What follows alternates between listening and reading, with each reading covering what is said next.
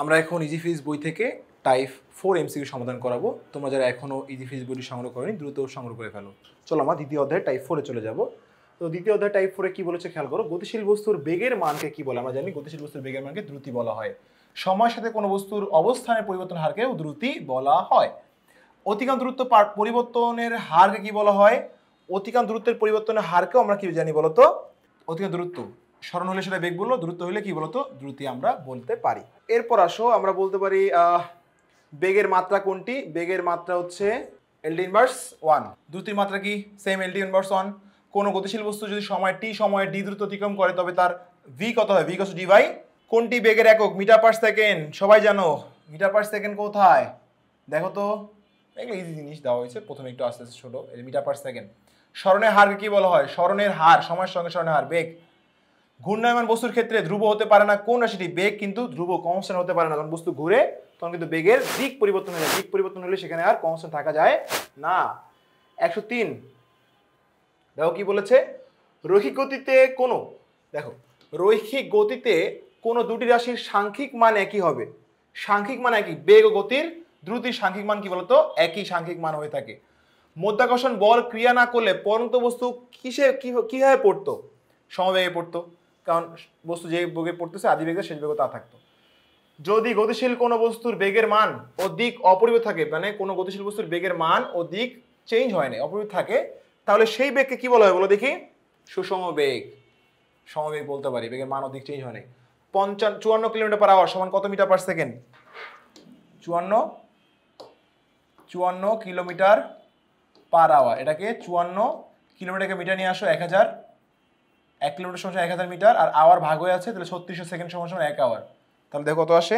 54 into 1000 ভাগ 3600 মানে হচ্ছে 15 মিটার পার। এই যে 15 মিটার, এটা মিটার ছিল, এটা কি সেকেন্ড, তাহলে মিটার পার সেকেন্ড। ওকে, দেখো কোথায় আসছে 15, এই যে 15। 72 কিলোমিটার, তাহলে সেম ভাবে করো। 72 ইন্টু 1000 ভাগ 3600 আসবে হচ্ছে 20। তারপর হচ্ছে 72 কিলোমিটার পার আওয়ার বেগে গতিশীল কোনো বস্তুর প্রতি মিনিটে কত দূরত্ব অতিক্রম করবে? প্রতি মিনিটে মানে মিটার পার সেকেন্ড। সেম কোশ্চেনটা বলছে, এটা ঘুরিয়ে দিয়েছে, এটাকে মিটার পার সেকেন্ড নিয়ে আসো। 20 মিটার পার সেকেন্ড আসছিল, তাহলে আনসার কি হবে বলতো?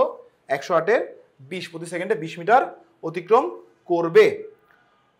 ওকে, এখানে একটা কথা বলে নিই আমি তোমাদের। এখানে কোশ্চেনটা একটু আরেকবার আমরা দেখি। বলছে 72 কিলোমিটার পার আওয়ার বেগে গতিশীল কোনো বস্তু প্রতি মিনিটে কত দূরত্ব অতিক্রম করবে। না, 72 কিলোমিটার আওয়ার মানে কিন্তু 20 মিটার পার সেকেন্ড। তাহলে 1 সেকেন্ডে 20 মিটার যায়, কত সেকেন্ড? 60 সেকেন্ড রয়েছে না, তাহলে ইন্টু 60, কারণ 1 মিনিট বলছে, মিনিটটা খেয়াল করে নেই। তাহলে 20 ইন্টু 60 কত আসবে বলো তো? 1200 মিটার আসবে। হ্যাঁ, গ হচ্ছে আনসার। এরপর চলে 109-এ কি বলেছে?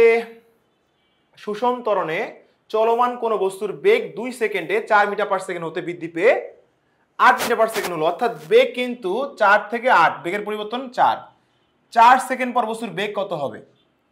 তাহলে আগে আমরা 2 সেকেন্ডে যে ত্বরণটা হচ্ছে, ত্বরণটা বেগ a equals to v minus u by T.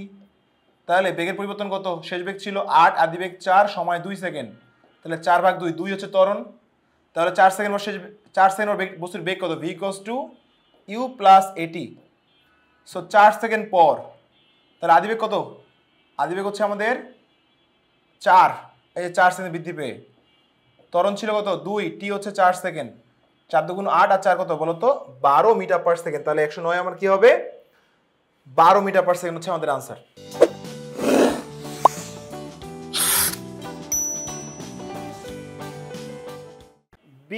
P বিন্দু থেকে পি কিউ আর এস পথে সমদ্রুতিতে চলমান বস্তু কি বলছে দেখো? সমদ্রুতিতে চলমান বস্তুর ক্ষেত্রে পুনরায় পি বিন্দুতে পৌঁছালে কোন বিন্দুতে বস্তুর গড় বেগ সর্বনিম্ন হবে? তো যেখান থেকে যাচ্ছে সেখানে আসলে সরণ শূন্য হলে কত? বেগও কত? শূন্য হয়ে যাবে, তাই না? সরণ শূন্য, v cos s by t, এস শূন্য হওয়া মানে কি পুরো মানটাই শূন্য, তাহলে পি বিন্দু সর্বনিম্ন মান হবে। ওকে, আর সবচেয়ে সরণ বেশি কোথায়? আর এ, সর্বোচ্চ হবে আর বিন্দুতে। এবার 111 নম্বর কি বলছে দেখো? এ বিন্দুতে বেগ কত? এই বিন্দুতে বেগ v cos two s by t. তো সরণ উপরে, সরণ কোনটা? এই বরাবর সরণ, এই সরণ এই বরাবর, তাহলে এই বি হচ্ছে সরণ, এই বরাবর সরণটা কিন্তু এই যে। আর টি কত? ভাগ টি, টি হচ্ছে দেখো এই যে টি, এইটা সময় কিন্তু এইটা, তাহলে আর থেকে বি হচ্ছে আমাদের, বি আর হচ্ছে আমার টি।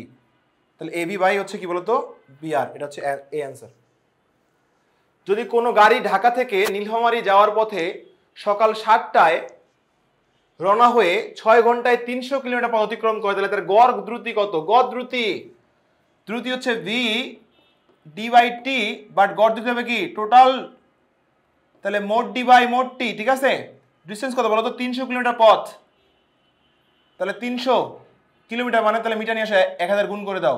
কারণ টোটাল সময় সকাল 7টায় রওনা হয়ে 6 ঘন্টা, তাহলে এখানে কিলোমিটার পার আওয়ারে আসছে, তাহলে অঙ্কটা কিলোমিটারে করবো, আমার মিটার দরকার নাই। 300 লিখলাম, উপরে ডিস্টেন্স টোটাল, আর নিচে ঘন্টা লিখলাম 6, তাহলে 300 ভাগ 6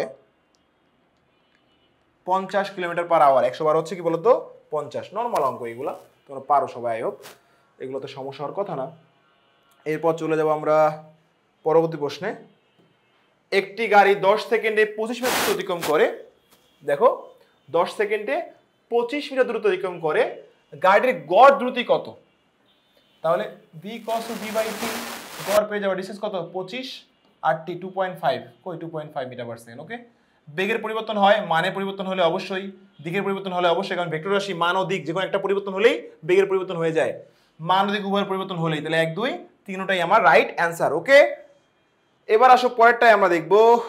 একটি পাথরকে সুতা দিয়ে বেঁধে মাথার উপর ঘোরাতে থাকলে ক্রমাগত কি হবে? খেয়াল করো, ক্রমাগত দিক পরিবর্তন হবে অবশ্যই। এটা ঘোরাচ্ছ, তুমি ঘোরাচ্ছ দিক, কিন্তু এই যখন এই বিন্দুতে তখন দিক এই দিকে, যখন এই বিন্দু থাকবে তখন দিক এই দিকে, দিক পরিবর্তন হচ্ছে, ত্বরণ হবে।